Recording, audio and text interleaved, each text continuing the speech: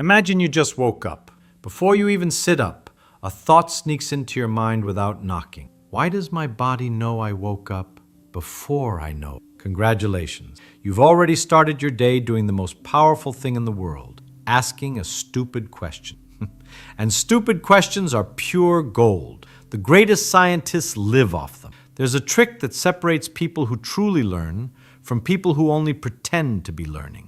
And it's not just asking stupid questions. It's building a toy model before attacking any topic. A ridiculously simple, almost childish version of the idea. If the subject is quantum mechanics, imagine coins, boxes, and flashlights. If it's economics, play with buckets of water and faucets. The mind loves getting lost in complexity, so you force it to understand the essence first. Have you ever wondered why most people spend their entire lives merely reacting instead of consciously choosing what to think? Because while the human mind is a fascinating machine, it's also lazy. It loves repeating patterns, believing its own stories, and above all, it hates being questioned. Think about how many brilliant ideas have passed through your mind, only for that inner voice to whisper, "This is impossible. Give up." All of this happens because of beliefs.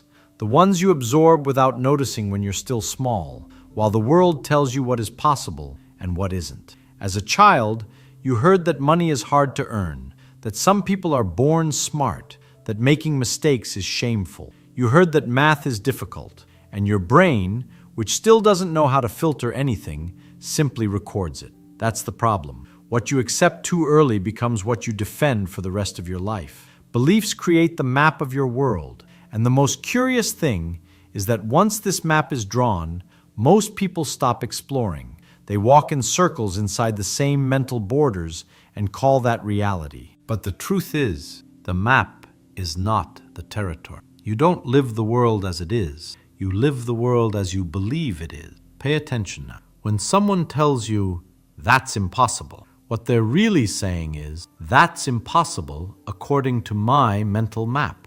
But your map can be different. And this is where the fun begins, when you realize you can redraw your internal borders. Now imagine a topic that has been blocking you. Instead of drowning in piles of pages, stop and do this. Describe the problem in one clear sentence. Create a simple everyday scene that represents it. Explain it as if you were teaching it to a child who just arrived in the world. Done. You just built your first mental prototype. Now comes the step that boosts your ability to learn and act.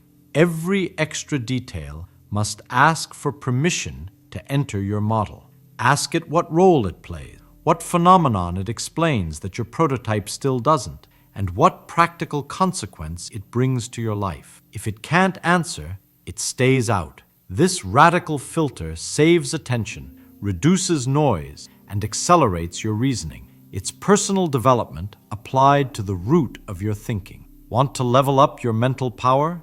Make the model testable. Bring it into real life. If the topic is attention, turn it into a simple experiment. One goal, timed work blocks, short planned breaks. If the topic is memory, test active recall by speaking out loud what you just studied while walking. If it's creativity, impose a constraint and generate multiple solutions in a short burst. Testable models create feedback loops, and feedback loops create consistent performance, the kind that doesn't depend on your mood. Now here's a detail almost no one notices. The same method applies to habits, purpose, and decisions. Want more energy during the day?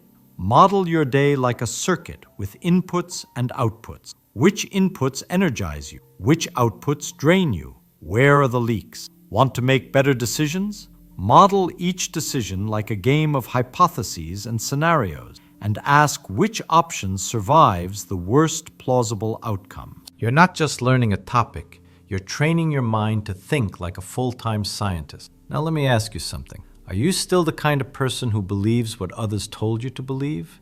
Or have you started discovering what you actually believe? Maybe you think you've already started forming your own beliefs, but your subconscious hasn't. And here's the paradox. Only those who recognize their own ignorance are able to start thinking for real. No one is stupid because they don't know something. People become stupid when they stop wanting to understand. That's the moment the mind freezes, when pride replaces curiosity. And that's why so many people spend their entire lives collecting information, but never developing wisdom. Being able to repeat something is not the same as understanding it. Most people memorize quotes, concepts, theories, and call that knowledge. But true learning begins when you can explain something complex so simply that even a child understands it. That's where genius lives. Clarity is the sound of truth. When you understand something deeply, the mental noise disappears. Ideas flow, thoughts align. The chaos inside your head turns into structure. And here's the fascinating part. Most people run from simplicity because they confuse simplicity with superficiality. But simplicity is not the beginning of intelligence, it's the final stage. Reaching it requires walking through the maze of confusion, doubt, and contradiction. Ask yourself right now, do you actually understand what you believe? Or do you just believe what you half understood? This is the question that separates those who think for themselves from those who simply repeat inherited thoughts. A mind that thinks clearly is never afraid to dismantle its own ideas. It wants to see what's left when the ego is removed from the equation. And here's one of the most powerful secrets of the human mind. Deep understanding is the antidote to fear. Fear feeds on what you don't understand. What is clear doesn't scare you. What is understood doesn't control you. The more you understand, the less power the world has over you. So whenever something feels too confusing, don't run. Investigate. Turn every "I don't get it" into an invitation.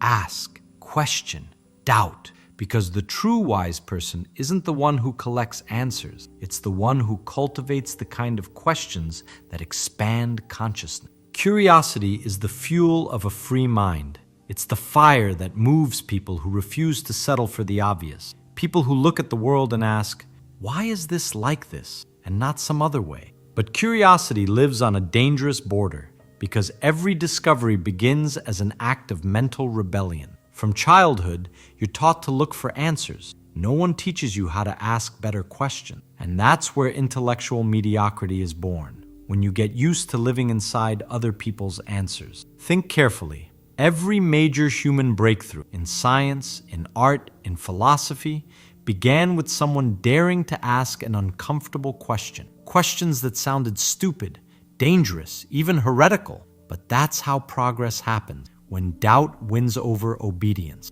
Doubt is sacred. It destroys illusions, challenges certainties, and forces the mind to see what was hidden. It's the hammer that cracks the shell of your convictions to reveal what's alive inside them. And if you have the courage to doubt yourself, your ideas, your fears, congratulations. You're already light years ahead of most people. There's something magical about living in a state of curiosity. You stop seeing the world as a closed manual and start seeing it as an open experiment. Imagine your mind as a satellite dish. The more curious it is, the bigger the signal. The more indifferent it is, the weaker the reception. Curiosity is the most underestimated intellectual force in the world. People treat it as nice to have, when in truth, if you don't have it, you've already lost. And the best part is this: curiosity isn't magic, isn't talent, isn't a gift. It's method, it's training, it's your attitude toward reality. Pay close attention now, because this is key. True curiosity begins with a tiny discomfort, a small friction between reality and your ignorance. You notice something and think, why does this happen like that? And that's where most minds die, because instead of investigating, they shrug and move on. But the learning mind thinks, it makes no sense to live in a universe that works like this and not know why. It's almost a childish indignation, and childish here is a compliment. Curiosity becomes performance when you treat it like an experiment, not an emotion. Take any topic in your daily life and make a list of ridiculous questions about it. Ridiculous question. Why does boiling water make that sound? Why does a remote control work from far away? Why do some people fail to understand simple instructions? They sound absurd, but they force your brain out of autopilot and into investigative mode. It's not about the question, It's about the mental state it triggers. Formulate absurdly simple hypotheses. Don't look for the perfect explanation. Look for a possible explanation. Then try to test it quickly, even imperfectly. Curiosity without testing becomes fantasy. Curiosity with testing becomes learning. Now imagine adopting this style in your daily life. Every conversation becomes a lab. Every news headline becomes a hypothesis. Every frustration becomes a question. You stop looking for ready-made answers and start searching for causes, mechanisms, principles. Your mind becomes deeper and lighter at the same time. And this type of behavior, repeated day after day, transforms not just your learning, but who you are when you think. Curiosity bypasses perfectionism, because when you're curious, you're not trying to prove you're smart, you're trying to discover. And that creates a rare kind of mental freedom, the kind that lets you study without pressure, observe without fear, experiment without shame. Curiosity is the purest form of intellectual courage. Now pause for a moment. How many times have you stopped yourself from taking action because you wanted certainty? The truth is this: certainty is an addiction. People don't search for truth, they search for comfort. But intellectual comfort is the enemy of evolution. You don't need safety to think. You need the courage to not know. Want to change your life? Then change your repetitions. Replace "this won't work" with "how can I make this work?" Replace self-criticism with curiosity. Replace rushing with attention.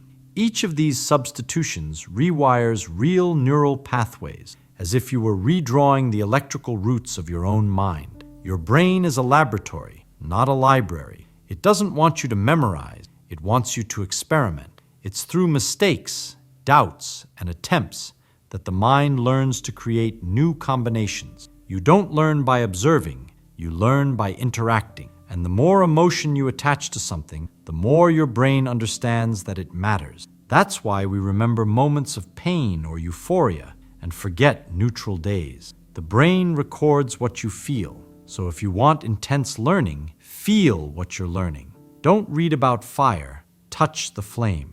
Your brain is listening to you all the time. Every thought is a command, and with every command, it adjusts itself. You're not a prisoner of your neural connections. You're their architect, and the blueprint you're drawing right now will become the version of you that lives tomorrow. Everybody wants to get things right, but here's the irony. Nobody learns anything while they're getting it right. Success only confirms what you already know. Mistakes show you what you still need to understand. Want me to show you how to become more creative? Start by understanding that creativity isn't born when you try to force a brilliant idea. It's born when you allow ordinary ideas to collide. Those moments when you're doing something completely different, washing dishes, walking, taking a shower, and suddenly a good idea pops up. That's not magic. It's your brain finally having room to play with what it learned. So if you want to create, start collecting pieces, random things, simple details, silly observations. Write everything down. A weird noise from the fridge, a word someone said without thinking, a metaphor that makes no sense. Creativity doesn't come from emptiness, it comes from inventory. The more pieces you collect, the more combinations you can make. Now imagine you have a mental toolbox. Inside it, place questions that unlock new combinations. What if I flip this? What if I exaggerate it until it becomes ridiculous? What if I remove the most important part just to see what happens? What if I use this in a completely wrong context? These questions are cognitive screwdrivers. They loosen rigid ideas and give you access to the internal mechanics of your thinking. Another powerful method is the rule of creative restriction. It sounds counterintuitive, but the fewer resources you have, the more your brain is forced to improvise, and improvisation is the soil where creativity grows. Give yourself absurd limits. Create with only 2 colors, only 3 words, or only 1 concept. It's like tying your feet to train balance. It's uncomfortable at first, but performance explodes afterward. Now comes the fun part. Inspired by a playful experimental mindset, treat ideas like ugly prototypes. Stop waiting for perfection. Make ugly versions, quick versions, rough versions. Test them out loud. Sketch badly.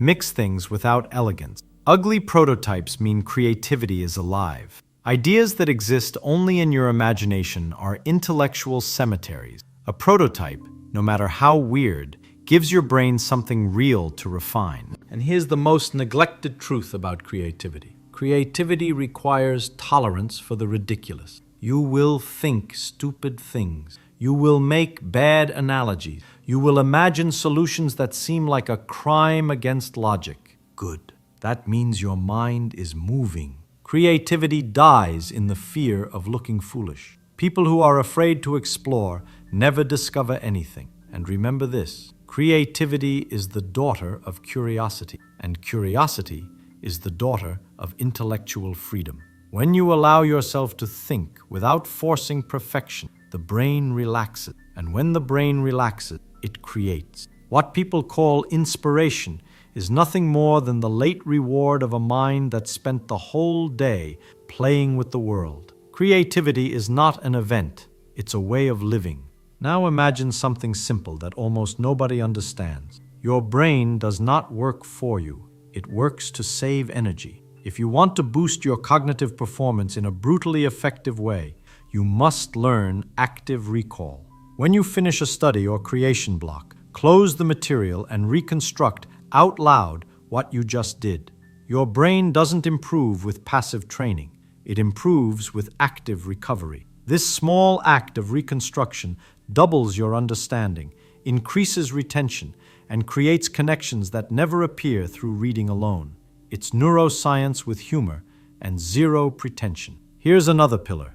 Most people try to manage time, but time without energy is useless. Understand your natural cycle. When are you most alert? When are you mentally slower? Don't fight your own rhythm. Put your hardest tasks in the hours when your mind is naturally sharper. That's strategic intelligence, not superstition.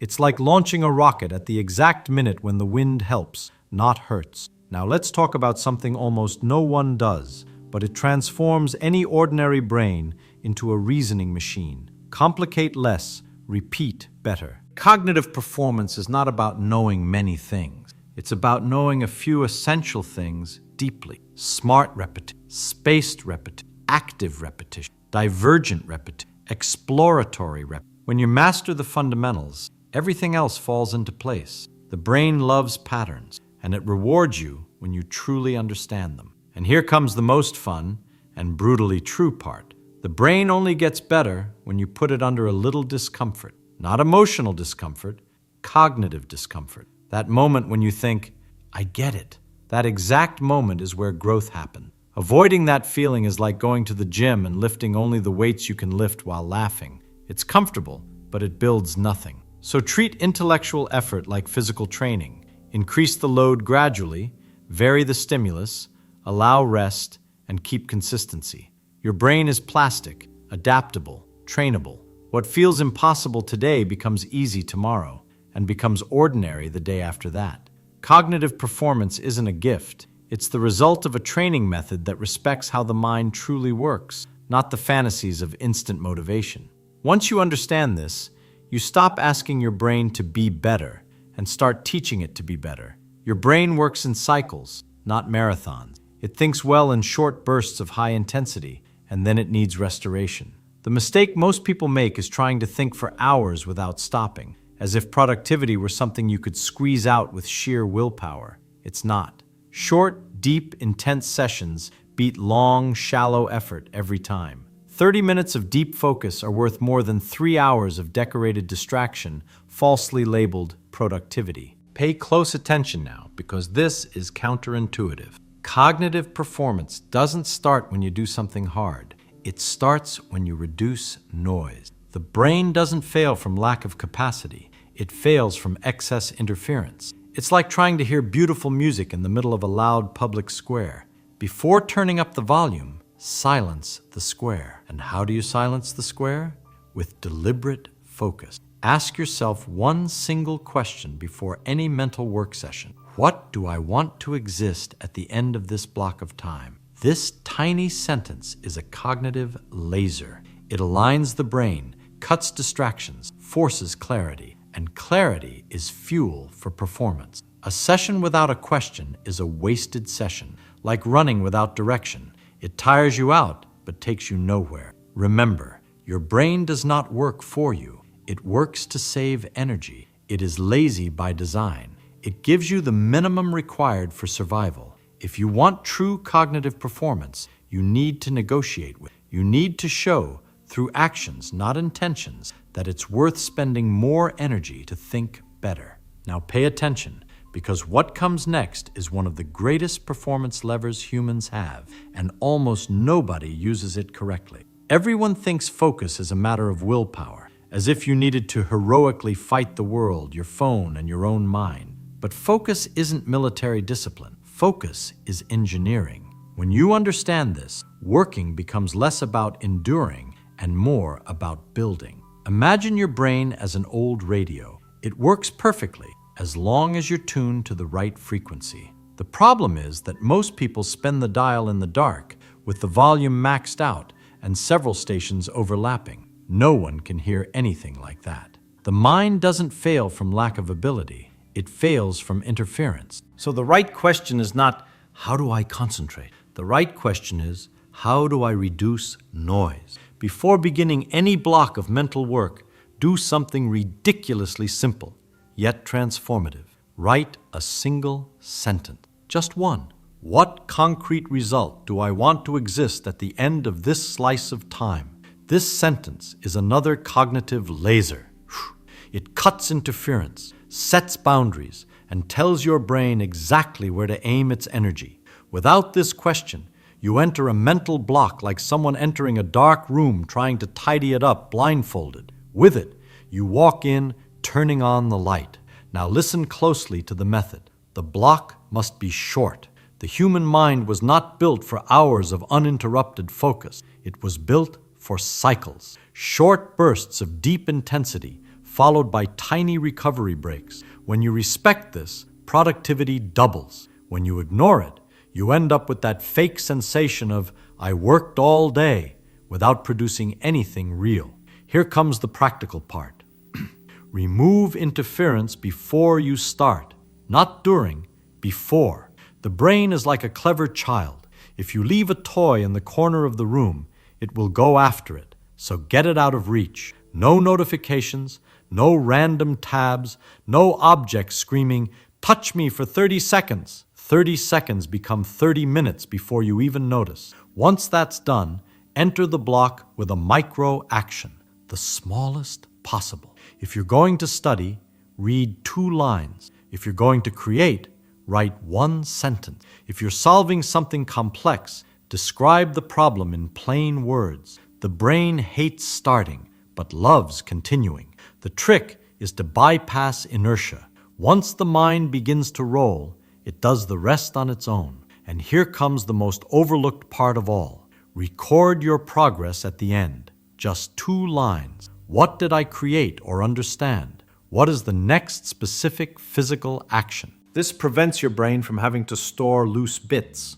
Every unresolved thought becomes a pirate radio station making noise inside your head. Writing them down silences the chaos. Do this and watch your cognitive performance explode. Not because you became disciplined, but because you finally treated focus as what it truly is, a mental architect, pure engineering. And engineering, when done right, works every day, even on bad days. Now imagine something that seems obvious, but almost no one does. You don't learn when you read. You learn when you reconstruct. Reading is like watching someone perform a magic trick. It looks beautiful, but you don't know how it works. Reconstruction is when you open the box, examine the springs, poke the false bottom, realize how you were fooled, and that's when you learn. The brain loves reconstruction because that's how it decides what's worth keeping. Pay attention now, because this is so powerful, it should be printed on the door of every classroom.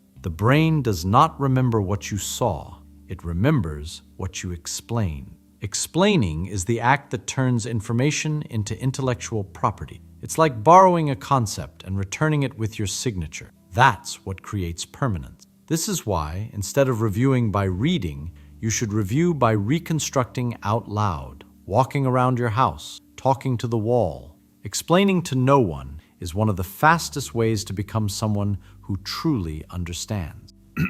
Here's a simple method. Take any idea you think you learned. Now try to explain it using real objects in front of you. A cup, a spoon, a bottle, anything. If you can't, you didn't understand it. If you can, but only using pretty sentences, you also didn't understand it. True understanding is when the idea becomes a ridiculous little homemade skit and still works. This is where fast thinking is born. It's not mental speed, it's internal organization.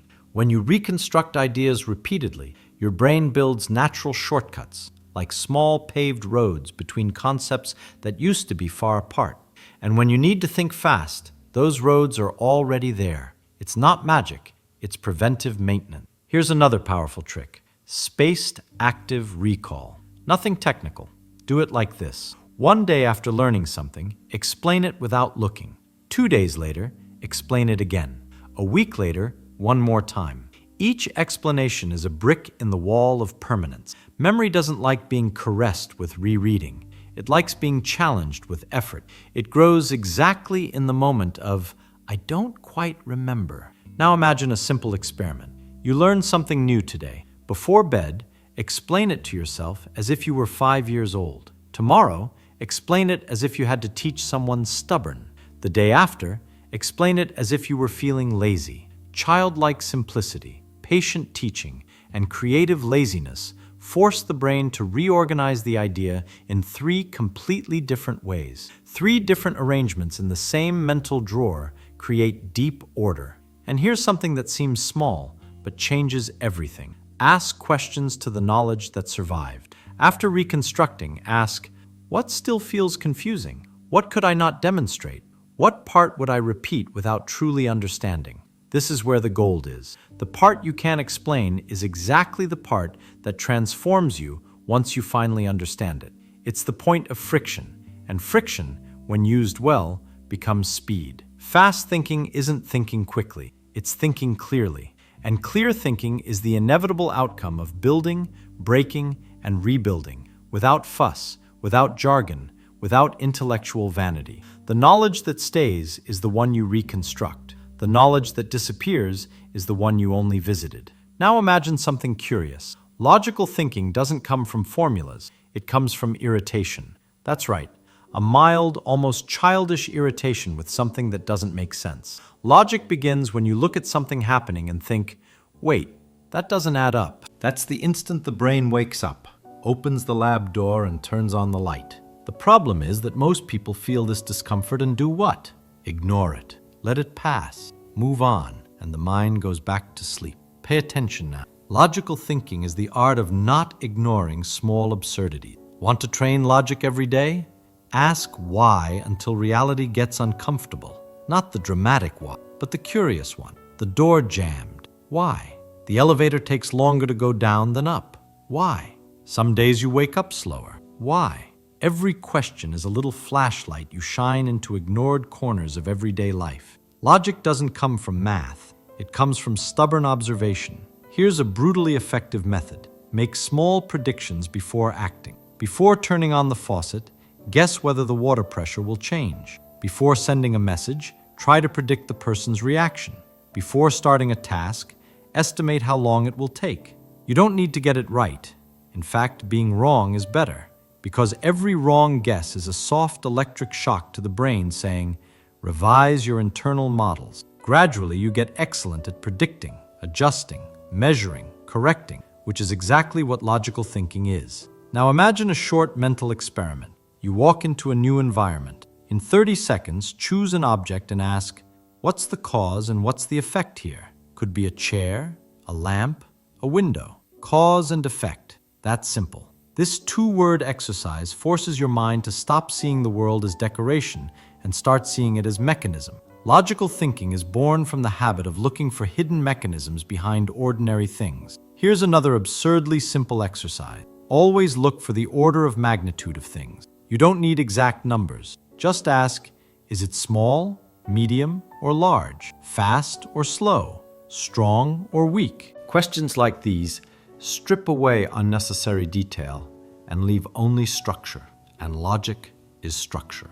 When you practice this, your brain starts organizing the world by relationships, not by confusion. Now here's my favorite exercise, and probably the most transformative one. Replace bad metaphors with good ones. Every bad explanation is just a lazy metaphor. Every good explanation is a living metaphor. For example, if you want to understand why some people don't learn quickly, don't say they have difficulty. That means nothing. Say they're trying to fill a bucket full of holes. Now the metaphor reveals the logic of the problem. And when you practice this style of explanation, your reasoning gets sharp as a blade because you start searching for the hidden structure behind behaviors. Here's a daily practice that turns anyone into a better thinker. Before accepting something as true, try imagining a situation where it would be false. This trick destroys fragile certainties in seconds. This always works. Really? In what scenario would it fail? He never learns. Really? In what context would he have learned? This tiny act of mental rebellion creates logical flexibility, the opposite of rigid thinking, which is the number one enemy of intelligence. And finally, remember this. Logical thinking isn't about being serious, it's about being curious. It isn't about being cold, it's about being observant. It isn't about memorizing rules, it's about playing with the world like a child, taking apart an old toy just to see what's inside. Want to think better? Train small questions. Train imperfect predictions. Train simple metaphors. Train bold hypotheses. Train breaking the obvious apart. Logic appears not when you try to look intelligent, but when you refuse to accept weak explanations. If this video opens something inside your mind, hit the like button and comment below, "I'm ready to upgrade my thinking." That simple comment sends a message to your own brain. I'm not living on autopilot anymore. And while you're here, make sure to subscribe and turn on the notifications because the next videos will go even deeper and you don't want to miss that. What I'm about to reveal could be the difference between an ordinary life and an extraordinary one. There are 6 lessons that can turn any mind into a machine that learns fast, thinks clearly, and achieves the impossible. These aren't tricks. They're codes the greatest geniuses used to see what others couldn't. Those who master these lessons truly learn, craft solutions that change everything, and reach levels that once seemed out of reach. Pay close attention now. These 6 lessons aren't just knowledge. They are the key to unlocking your mind and completely changing your destiny. Lesson 1. Curiosity is the key to success. Stop everything and pay attention.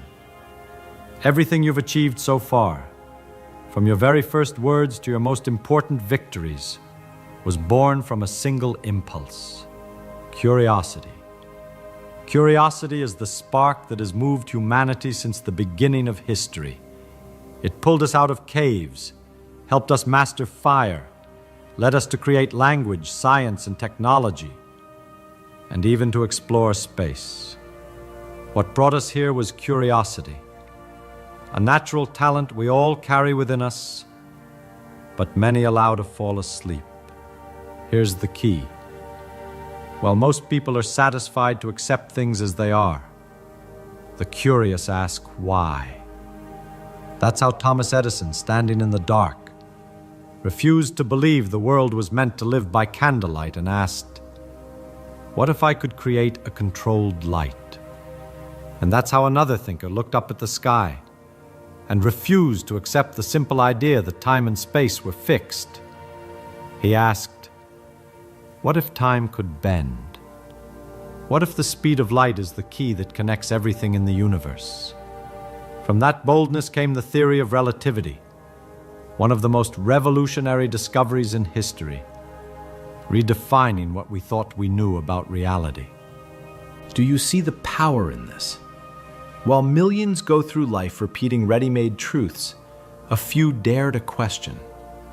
Lose your curiosity, and you lose your future. Because curiosity keeps your mind young, alive, restless, and ready to find paths others can't see. Curiosity is more valuable than any diploma, more powerful than any talent, and rarer than any resource. It is the fuel of great innovators, entrepreneurs, and leaders. Let today be a turning point. Never again allow your curiosity to be smothered by routine, fear, or the opinions of others. From now on, instead of accepting ready-made answers, choose to question, no matter how silly the questions seem. Don't stay silent in the face of doubt. Dare to ask. The curious don't just learn more, they live more, achieve more, and build a life that seems impossible to those who lost the ability to ask. Lesson 2. The secret is thinking differently from the crowd. Pay close attention now, because you're about to hear something no one ever told. You don't need to be the smartest person in the room to stand out. You don't need to memorize more information, have the highest IQ, or master every detail. If you simply learn to think differently from the majority, you already have a massive. The world is full of talented people who stay average because they think like everyone else. But those who dare to look from another angle, question what seems obvious, and choose their own path, those are the ones who rise. There are thousands of people studying every day, going to college, collecting diplomas, trying to outthink others to secure a better future. And yet, an ordinary person without titles or status can have the courage to create something that doesn't exist yet. And suddenly, that person becomes more valuable than all the scholars combined. Power doesn't come only from the knowledge you accumulate, but from the vision to give the world what it does not yet have. That's how inventors, entrepreneurs, and creators change the game. Not by being the most technically intelligent, but by daring to think differently. Here is the real secret. Thinking differently doesn't require genius. It requires courage. Courage to reject ready-made answers. Courage to go against the crowd. Courage to look strange or even wrong for a while. That's why innovators, entrepreneurs, and visionaries stand out. They dared to think where others wouldn't. Now, here's something that can change your life. Train your mind every day to flip common logic. When everyone says, "It can't be done," ask, "How can it be done?" When everyone goes right, ask, "What's on the left?" When everyone sees a problem, ask, "Where is the opportunity?"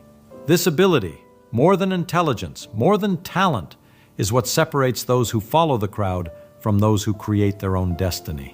Lesson 3. Turn mistakes into learning. Pay close attention.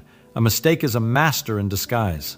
Most people run from it as if it were proof of failure, but true winners embrace it as an endless source of wisdom. Every time you make a mistake, life is handing you a clue, a map of where not to go, how to improve, how to refine. The electric light, which seems obvious today, was born from thousands of failed attempts. Its inventor famously said, "I have not failed 1,000 times. I've simply found 1,000 ways that don't work." That mindset is the difference between those who quit and those who conquer. Here's a powerful secret. Mistakes accelerate learning far more than successes do. Getting it right reinforces what you already know. Getting it wrong reveals what you didn't know. It's like a lens that shows, with clarity, exactly where you need to grow. Those who have the courage to fail fast and learn fast always surpass those who try to live without failing. Now think about your own life. How many times have you blamed yourself for a mistake? What if, instead, you started seeing each failure as a lab, a controlled experiment that becomes the foundation for a stronger next step? Never again treat a failure as the end. Treat it as the beginning of something greater. A mistake is simply life saying, "Not this way. There's another path." If you have the courage to listen, you'll discover that every stumble is actually an invitation to rise higher. Lesson 4. Talk to yourself to learn. Explain to learn. If you truly want to master any subject, reading, listening, or memorizing isn't enough. The secret is to explain. The human mind works in a fascinating way. When you try to explain something out loud, even to yourself, it's forced to organize ideas, fill in gaps, and simplify concepts. In that process, learning becomes real clarity. The smartest people aren't the ones who memorize facts. They're the ones who can convey an idea so clearly that even a child understands it. If you can't explain it simply, you haven't truly understood it. That is the ultimate proof of learning. Here's something that can change your life.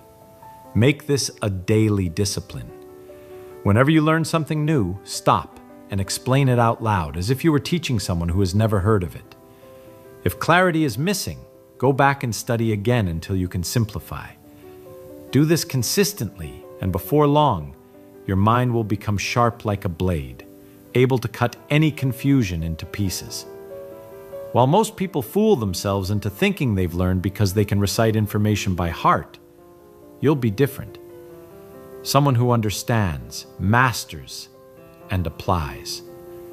Explain to learn, and the world will notice the difference in how you speak, decide, and solve problems. Lesson 5. Simplify to the essence.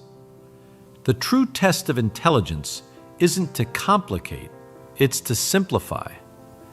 If you really want to learn anything, you must master the art of simplicity. Most people make the mistake of thinking knowledge means piling up fancy words, memorizing technical terms, or repeating complex phrases. That isn't intelligence, that's vanity. Real intelligence is taking something complex and reducing it to its essential core. Use this test every time you learn something new. If I had to explain this to a 10-year-old, how would I do it? If you can't answer, you don't understand it yet. The confusion is in your mind, and simplicity is the tool that clears the excess.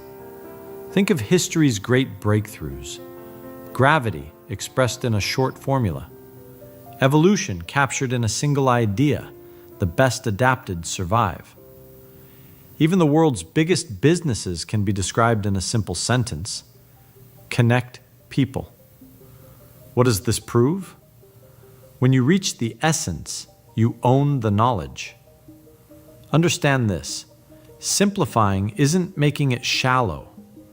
Simplifying is digging deeper until you find the solid bedrock that supports everything else. That's where your mind gains clarity, and where you prove to yourself that you've truly learned. Make it a daily practice. Take any subject and boil it down to a few words. If you can't, go back and study until you can. This habit will change how you think, speak, and act. People who explain with clarity are heard. Those who speak simply are remembered. Those who deliver essence are followed. While most try to look smart by complicating, you'll be different. The person who illuminates, resolves, and teaches. And that ability will make your mind stand out anywhere in the world. Lesson 6. The beauty of life's simplicity. True greatness isn't in accumulation. It's in seeing the beauty of the essential. Imagine this. A life where you don't need to prove anything to anyone. Where you're not trapped by comparisons or the frantic race of the crowd. That's where true peace lives. Not in knowing everything, not in achieving everything, but in valuing what truly matters. The greatest sages and thinkers in history shared one thing. They saw greatness in simple things. They were moved by a flower, by the movement of the stars, by the way a child asks questions. They knew life doesn't need to be complicated to be grand. The simpler you live, the more room you create for happiness. Simplify your thoughts, your goals, your routine. It's not about having less, it's about being more present, more grateful, more aware. That's how you find peace. That's how you find strength. That's how you find abundance. Now, make your commitment public. Comment below, I choose to master my mind. That's the mark of someone who will no longer get lost in excess. Someone ready to focus on the essential and build an extraordinary life. If this message resonated with you, like this video, subscribe, and turn on notifications. From here on out, every lesson you hear will be another tool to strengthen your mind, unlock your potential, and transform your life. Remember, real power isn't in knowing everything. What if you were told that the greatest obstacle to learning has never been a lack of intelligence, but a misunderstanding of what understanding actually is? People often believe that education is a matter of storing information, memorizing definitions, repeating formulas, reciting procedures. Yet anyone who has ever stared at a page full of facts and felt them slip away knows that memory built on repetition alone fades like chalk in the rain. There is a deeper way to learn, a way that has been available to people long before the invention of any modern device, a way rooted in the nature of how the human mind makes sense of the world. And once you see it, the whole idea of memorizing without meaning becomes as unnecessary as trying to hold water in your hands. Think about how many times people have sat with a thick textbook, scanning the same paragraph again and again, hoping that if the eyes sweep over the words enough times, the mind will somehow absorb them. Picture a student copying notes from a blackboard, filling page after page, believing that the more ink poured onto paper, the more knowledge settles in the mind. Yet hours later, when that same student tries to explain the idea in plain language, it collapses. This is a universal experience, the illusion of learning created by passive exposure. The brain grows familiar with shapes of words, echoes of phrases, appearances of formulas, and mistakes that familiarity for understanding. People across all generations have fallen for this trap. The problem is simple. Too many learners try to remember without first making sense of what they are remembering. They collect facts the way someone might collect stones, carrying them around but not knowing what to build.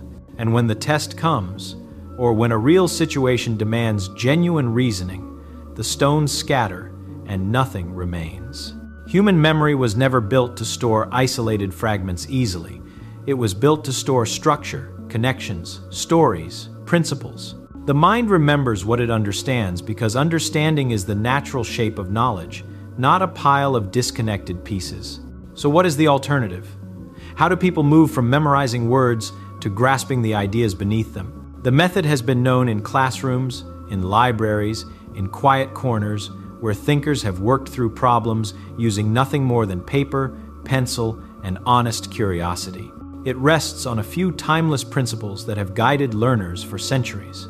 The first principle is this: if you cannot explain something in simple language, then you do not understand it. This does not mean simplifying it so much that it loses meaning, but rather stripping away decorative vocabulary and getting down to the core of the idea.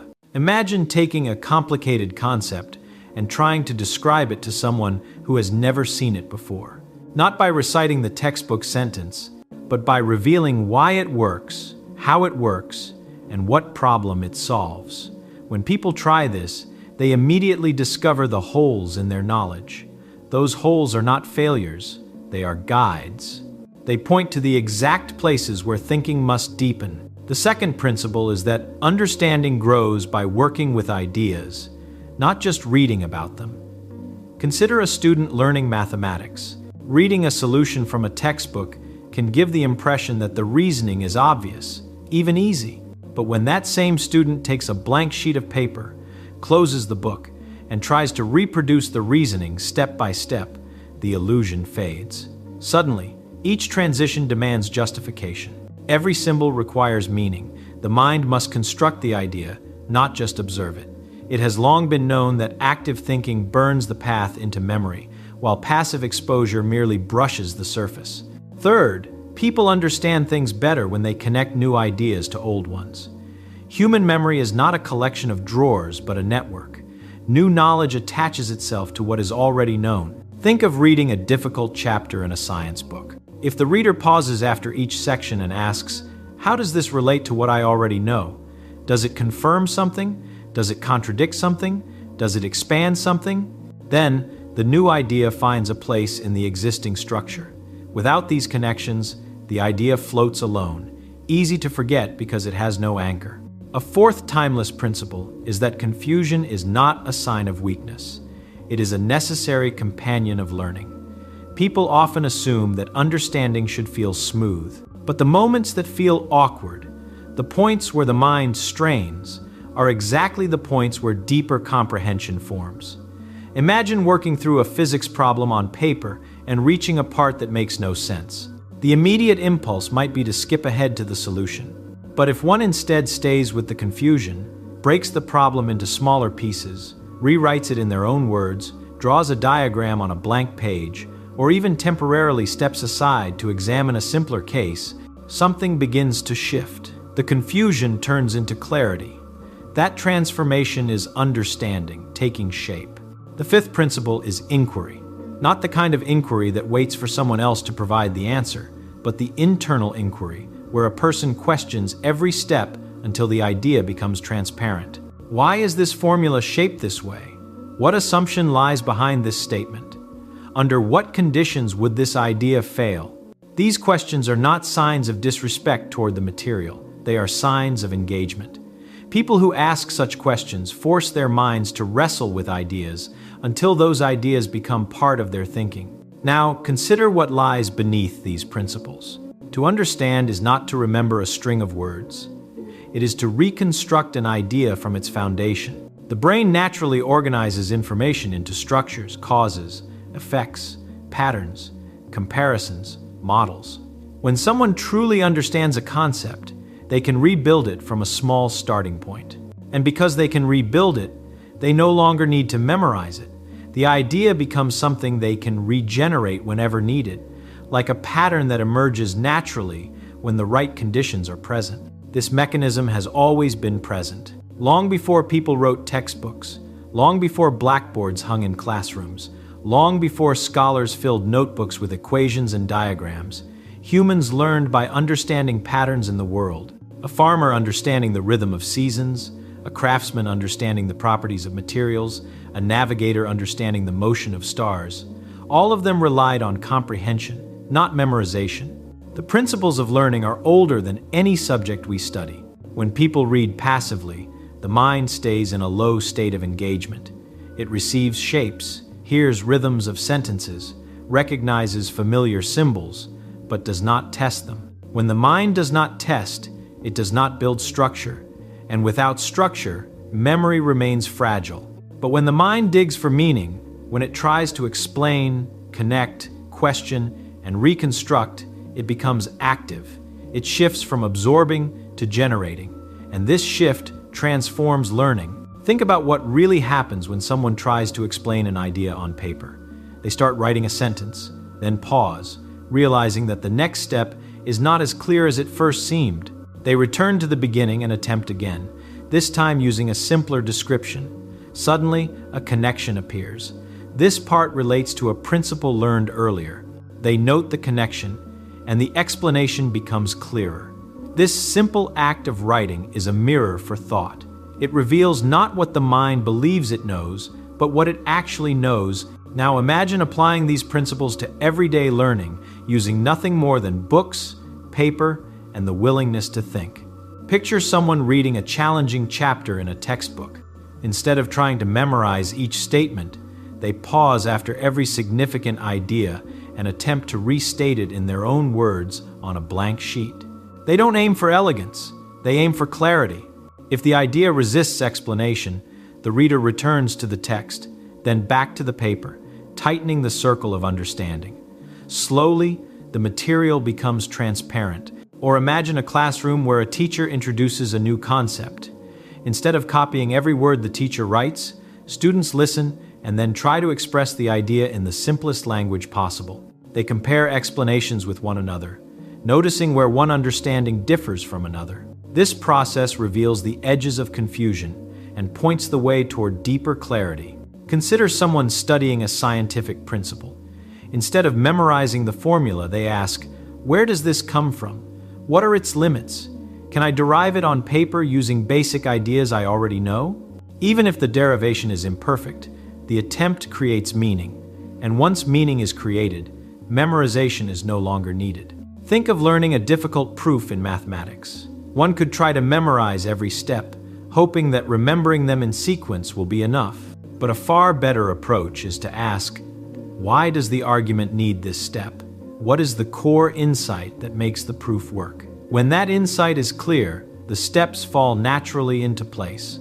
These applications are not tricks. They are reflections of how the mind operates. People remember stories better than lists, principles better than isolated facts, patterns better than fragments. Understanding is the shape of knowledge that fits the mind most comfortably. Now, consider the deeper philosophical truth behind this. Understanding is not something that people receive. It is something they create.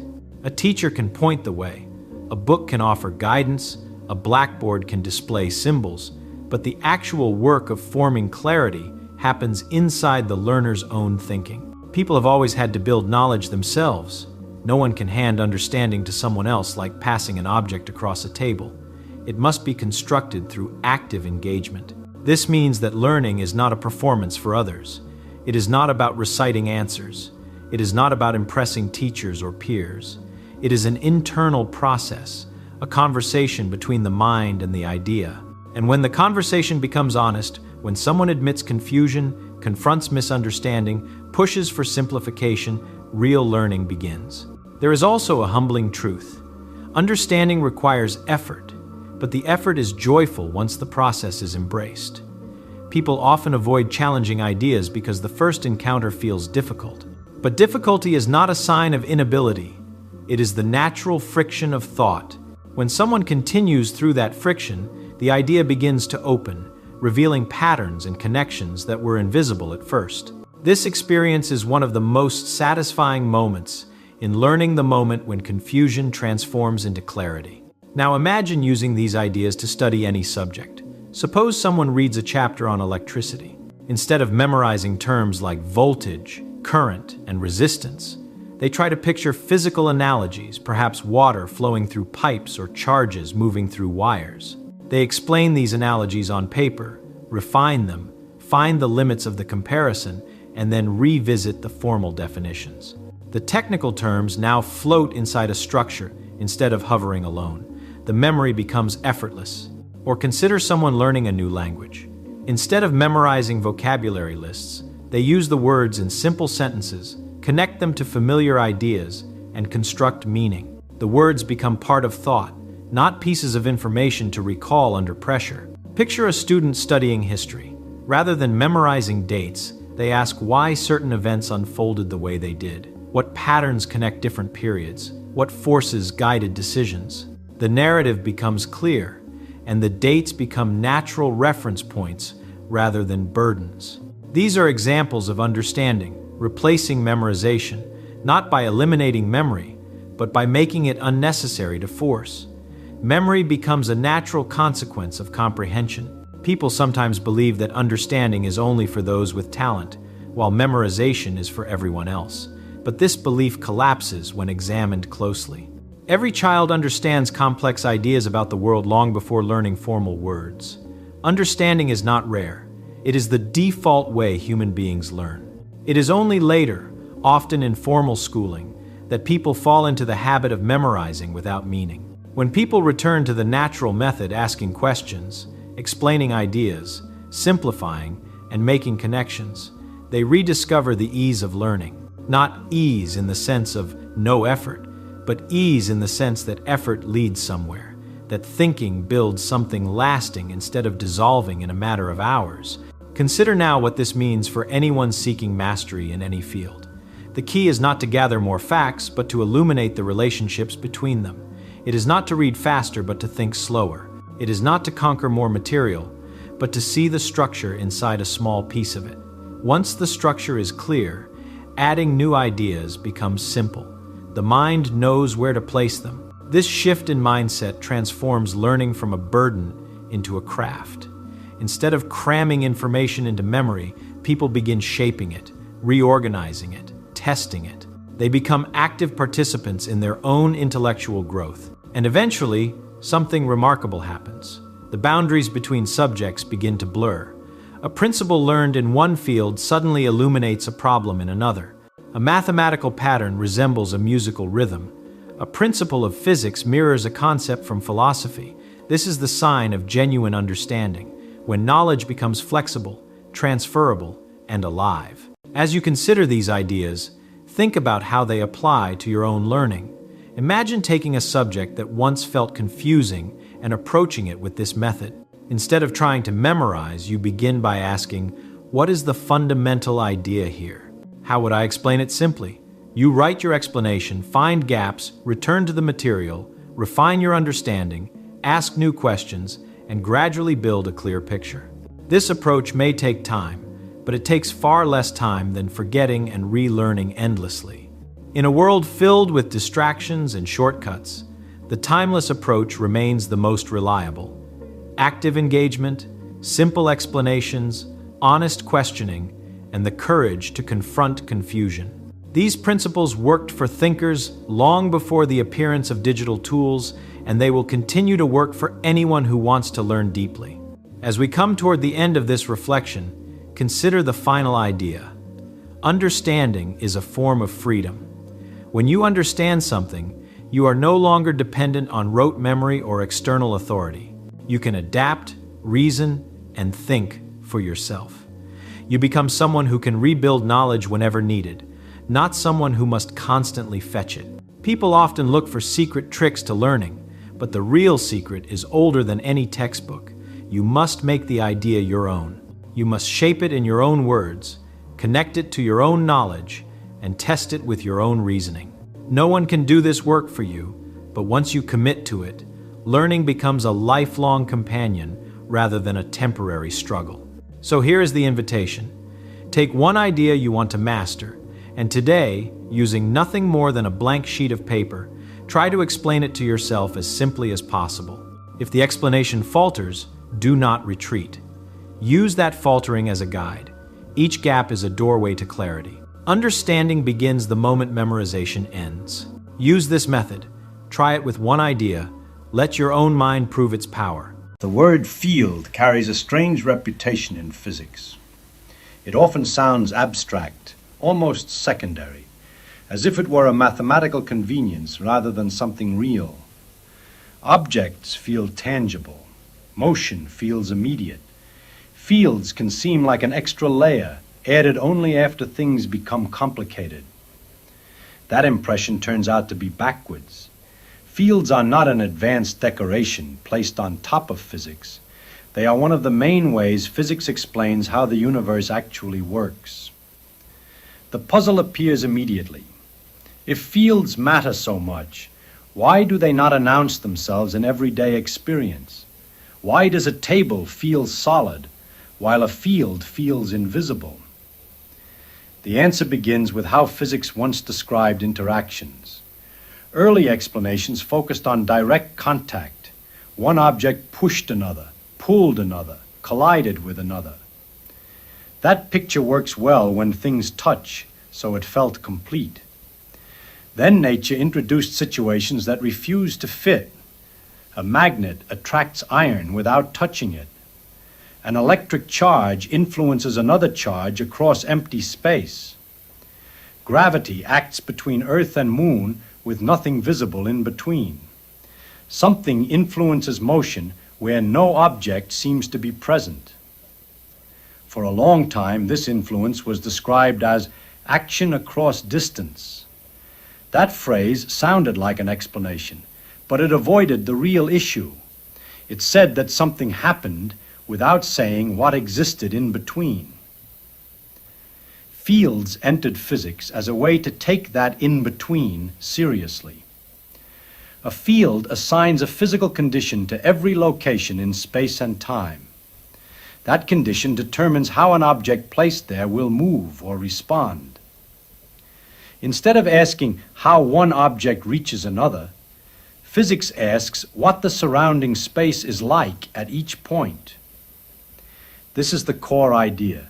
Space itself carries information about influence. When a charge exists, the space around it has an electrical condition. When mass exists, the space around it has a gravitational condition.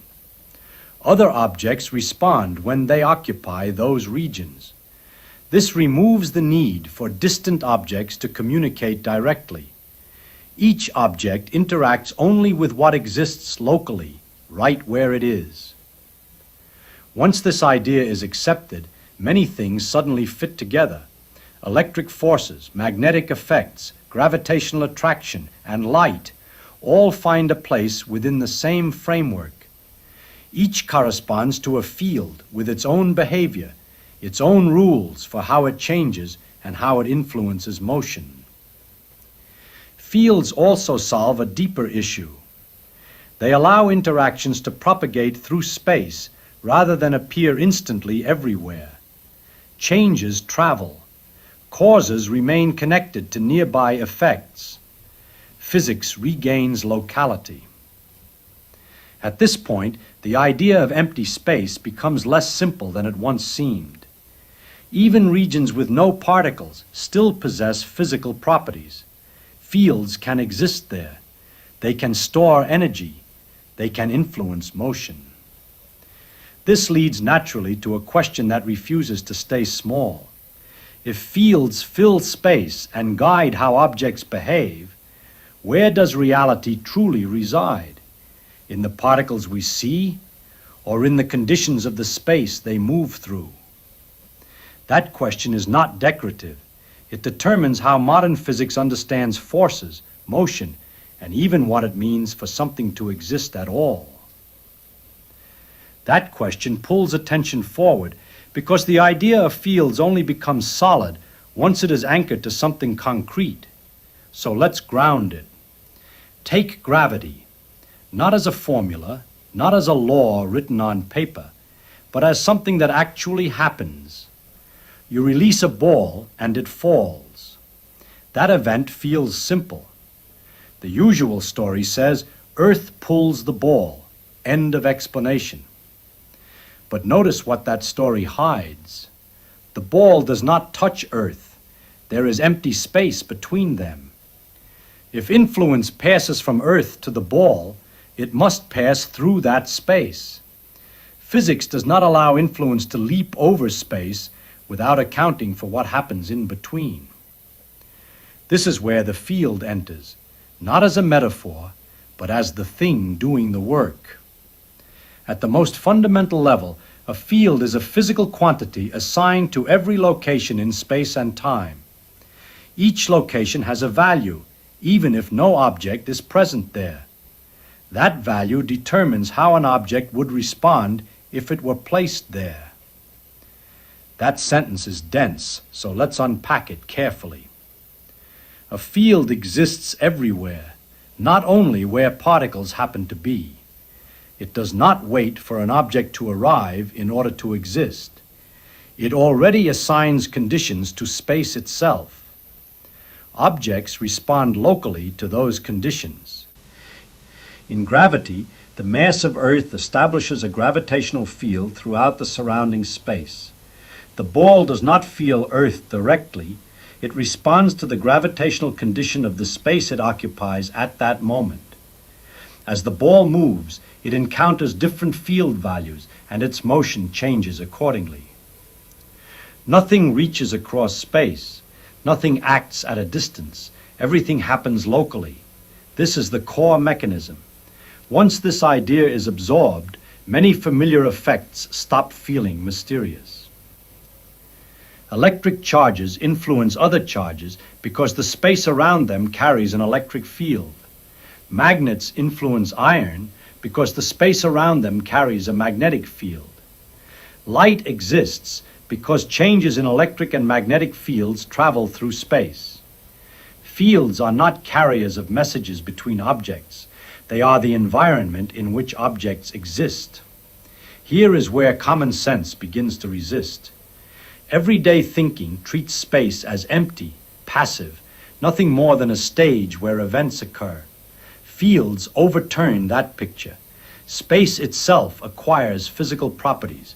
It can be stretched, distorted, energized, and altered. This does not mean space turns into a substance. It means space has measurable conditions that affect motion. A helpful analogy, limited but useful, is temperature in a room. Temperature assigns a number to every location. A cup of water placed in one part of the room warms or cools based on the local temperature. The water does not communicate with the heater across the room. It responds to the condition of the air right where it sits. A field works similarly, except the number it assigns determines force, motion, or energy rather than heat exchange. This analogy exposes where intuition fails. Common sense expects influence to come directly from objects. Physics shows that influence comes from fields already present in space. Objects modify fields, fields guide motion. Once this is understood, the role of particles changes. Particles no longer serve as tiny sources that reach out to one another. They become localized excitations interacting with fields. This is not interpretation layered on top of equations. It is how modern experiments are described. In fact, physics has gone even further. In contemporary theories, fields are treated as more fundamental than particles. Particles appear as localized disturbances of underlying fields, not as independent building blocks. That idea sounds radical only because everyday experience hides fields so effectively. Now consider a classic experiment that makes fields unavoidable: electromagnetic waves. When an electric charge accelerates, something propagates through space and can be detected far away. No particles travel from the charge to the detector. What travels is a change in the electromagnetic field. That change carries energy and momentum. It can move objects. It can heat matter. It can trigger chemical reactions in your eyes. Light itself turns out to be a field phenomenon. This result leaves no room for fields to be bookkeeping tools. They carry energy. They evolve over time. They influence motion. Those are physical traits. Another place intuition breaks is the idea of emptiness. In field theory, space without particles is not featureless. Fields still exist there. They can fluctuate. They can store energy. They can interact. This explains why removing all matter from a region does not remove physics from it. Fields remain. Effects remain possible. At the most basic level, then, a field is a way physics assigns structure to space and time. It tells space how objects will behave and tells objects how to move without direct contact. Fields answer a question objects alone cannot answer: how influence travels and how it remains local. That is why fields appear everywhere once they are introduced. They unify forces. They connect motion and interaction. They replace distant action with local response. And this leads to a deeper consequence that follows naturally rather than dramatically. If fields define the physical condition of space, then understanding the universe means understanding how those conditions change, interact, and constrain motion. Objects become participants in a larger structure rather than isolated actors. That idea does not reduce the importance of particles. It places them where experiments consistently put them, as localized features within an extended physical environment. With this understanding, talking about fields becomes easier, not harder. One stops asking where the force comes from and starts asking what the field is doing at each location. That question has precise answers, and it leaves behind a puzzle that grows directly from everything said so far. If fields fill space and carry energy and influence, what governs their behavior, and why do different fields follow different rules? That question emerges naturally from understanding what fields are, not from adding anything extra. Once fields are accepted as real physical features of space, rather than as mathematical conveniences, their consequences begin to stack up in ways that quietly overturn familiar expectations. One of the most striking results is this: influence no longer belongs to objects alone. It belongs to space itself. A charge does not carry its electric influence like a personal possession. A mass does not carry gravity tucked inside it. Each establishes a condition around it, and that condition exists whether or not another object is nearby to notice it. This changes what it means to explain anything in physics. Instead of saying, this object acted on that object, the explanation becomes, this configuration of the field led to this behavior. The cause is not a hidden push. The cause is the state of space at each location and how that state evolves. At first, this sounds like a subtle rephrasing. It is not.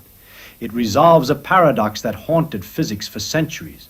How something here can affect something far away without violating causality. Fields answer this by refusing to let influence leap across space. Every effect travels through neighboring regions. Nothing skips steps. This immediately ties fields to time. A field does not merely exist, it changes. Those changes spread at finite speeds.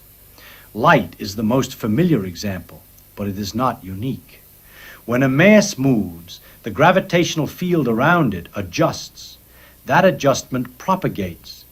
Distant objects respond later, not instantly.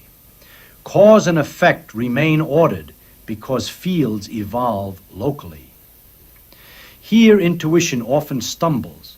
Everyday reasoning expects the source to do something to the target. Fields insist that the source alters space and the target responds to the space it occupies. The action is indirect but complete. Another surprising result follows. Fields themselves store and transport energy. This point cannot be softened. Experiments force it. Light carries energy across empty regions. Electromagnetic fields can exert pressure. Gravitational waves transport energy between massive systems. These effects cannot be explained unless fields are treated as physical entities with energy and momentum. This reshapes conservation laws. Energy is no longer tracked only by watching objects. It must also be tracked in space itself. Energy can move without matter moving. A region can gain or lose energy purely because the field there changes. Once fields are included, conservation becomes exact again. Without them, it appears violated. This is not a technical detail. It reveals a unified picture. Motion describes how objects respond to local field conditions. Forces describe how field conditions vary across space. Energy describes how those conditions are distributed and transformed. None of these ideas stand alone. Fields tie them together. A deeper unification appears when multiple fields are considered at once. Electricity and magnetism merge into a single electromagnetic field. What once looked like two forces becomes one structure viewed under different circumstances. Light appears as a self-sustaining change in that structure. This result was not guessed. It was forced by consistency. Without fields, the connection makes no sense. With fields, it becomes unavoidable. Gravity extends the idea even further. Mass alters the gravitational field, and objects follow paths shaped by that alteration. Modern descriptions go so far as to link the gravitational field to the geometry of space and time themselves. The details grow complex, but the organizing principle remains unchanged. Local conditions guide motion. At this stage, a deeper question arises naturally, not as philosophy, but as consequence. If fields exist everywhere, even where no particles are present, then what does empty space mean? Physics answers carefully. Space without matter is not featureless. Fields remain. They can fluctuate. They can carry energy. They can influence future events. Removing particles does not remove physics. This result feels counterintuitive because everyday experience treats emptiness as absence. Fields replace that idea with structure. Space becomes an active participant. This perspective also resolves another apparent paradox: how particles can behave as both localized and extended. In modern physics, particles appear as localized excitations of fields. The field provides the extended structure. The particle marks where activity is concentrated. Nothing mystical is added. The description simply moves to the level that experiments demand. With this shift, explanation itself changes character. Instead of asking which object caused an effect, physics asks how a field configuration evolved. Instead of tracking invisible pushes, it tracks measurable conditions across space and time. This approach applies cleanly to atoms, circuits, stars, and galaxies without changing its language. That scalability is not accidental. It signals that fields capture something essential. At this point, the meaning of a field can be stated plainly. A field is a physically real assignment of quantities to space and time that determines how objects behave locally and how influence propagates. It exists independently of whether matter occupies a given location. This definition matters because it explains why physics relies on fields so heavily. Without them, influence has no place to exist. With them, locality, causality, energy conservation, and motion align into a single framework. Understanding fields reshapes how reality itself is viewed. Objects no longer sit inside space as independent actors. They participate in an environment that they both affect and respond to. Space ceases to function as a passive background and becomes part of the physical story. Objects are not erased by this view, they are placed in context. The consequence is practical rather than abstract. Once fields are understood this way, explanations become transferable. The same reasoning explains why a compass turns, why light travels, why charges interact, and why gravity guides motion. No special cases are required. No invisible mechanisms are invoked. That marks the transition from knowing how fields behave to understanding what they mean. Fields show that the universe organizes influence locally, spreads change through space, and then forces consistency without shortcuts. They explain why physics can describe interaction across vast distances without contradiction. With that understanding, fields no longer appear as an advanced topic set aside for later study. They appear as one of the basic ways interaction is possible at all. Fields occupy their proper place in physics, not as an added layer, but as a structural support. They provide a way to describe influence, motion, and energy that remains consistent across distance, scale, and perspective. A coherent picture follows naturally. Objects possess mass, charge, and other properties. Those properties establish fields throughout space. The fields assign physical conditions to each location. Other objects respond to those conditions locally. Motion follows from how those conditions vary across space and evolve through time. Nothing in this picture acts alone. Objects and fields form a coupled system. Objects shape fields. Fields guide objects. Physics relies on both because experiments demand both. What physics knows about fields is substantial and precise. It knows how electric, magnetic, and gravitational fields behave. It knows how they change, how they carry energy, and how they influence motion. It knows that changes in fields propagate at finite speeds. It knows that conservation laws remain valid only when fields are included. These conclusions are enforced by measurement. Physics also knows that fields can exist without matter present. Regions of space with no particles still possess physical properties. Fields there can store energy and influence future events. Removing matter does not remove structure. What physics does not yet know is whether all fields arise from a smaller set of principles or whether they are fundamental in their own right. It does not yet know how gravity fully fits with quantum descriptions of other fields. It does not know whether space and time themselves emerge from something deeper. Those unknowns define the frontier, not the foundation. What remains secure is the role fields play in explanation. Any deeper theory must still account for local influence, finite propagation, energy stored in space, and consistent behavior across observers.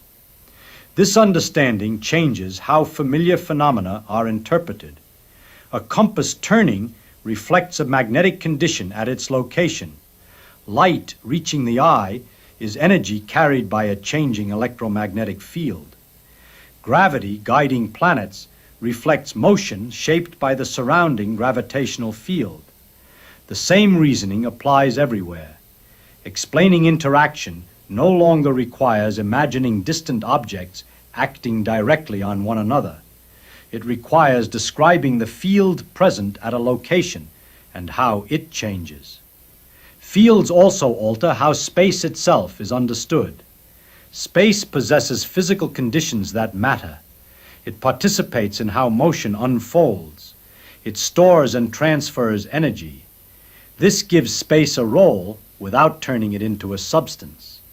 Seen this way, fields are not abstract additions to physics. They are one of the basic structures that make motion, force, and energy intelligible at all. Never be ashamed to ask simple questions. While many try to look smart, it's often the ones labeled as fools, those who dare to ask silly questions, who uncover truths no one else has the courage to explore. All the great names in history, scientists, entrepreneurs, leaders, and thinkers have one thing in common: curiosity. It was curiosity that pulled us out of caves and carried us to the stars. It was curiosity that made someone look at fire and wonder, what if I could control this? Every leap in our evolution, every step in our story was born from someone who dared to ask the question others were too afraid to ask.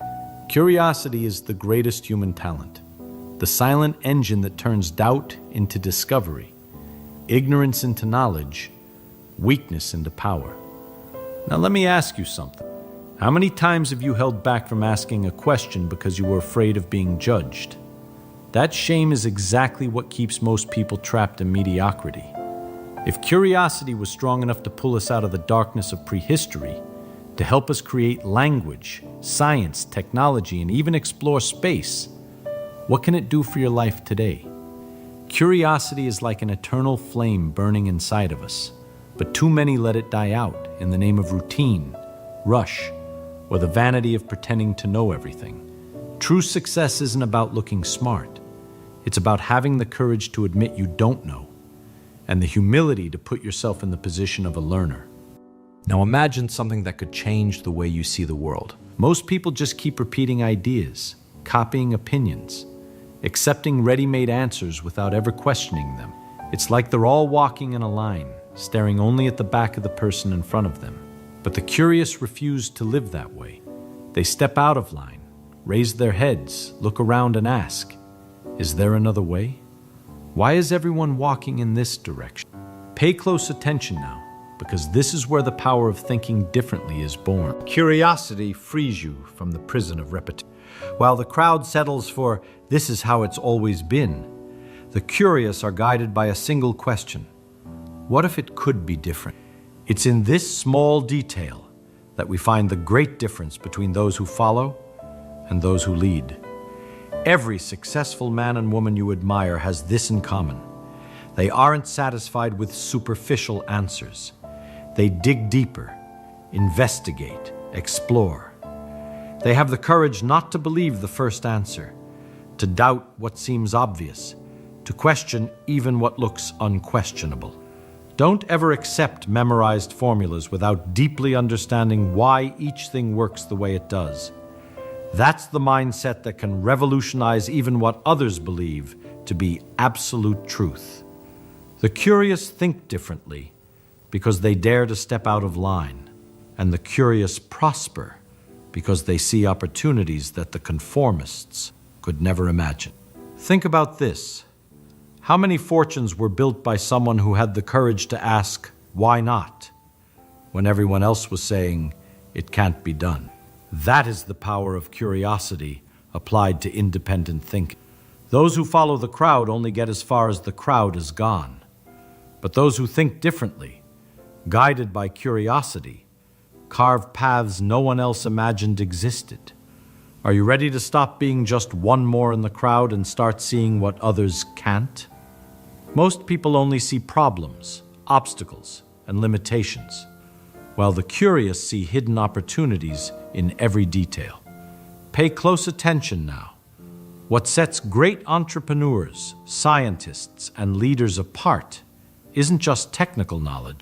It's the ability to look at the same situation everyone else sees and discover something entirely new. Curiosity turns barriers into hidden doors. When everyone says there's no solution, the curious ask, "But what if there is?" And it's in this simple act of questioning the impossible that revolutionary ideas, million-dollar businesses, and discoveries that change history are born. Think about Thomas Edison facing darkness. Thousands accepted living by candlelight, but he asked, "What if I could create a controlled light?" Think about Steve Jobs looking at giant computers. Everyone accepted they were only for a few, but he asked, "What if everyone could have one in their pocket?" The curious don't accept the world as it is. They imagine the world as it could be. And that imagination, fueled by questions, opens doors that seem invisible to ordinary eyes. Do you see the power in this? Curiosity isn't just a tool for learning.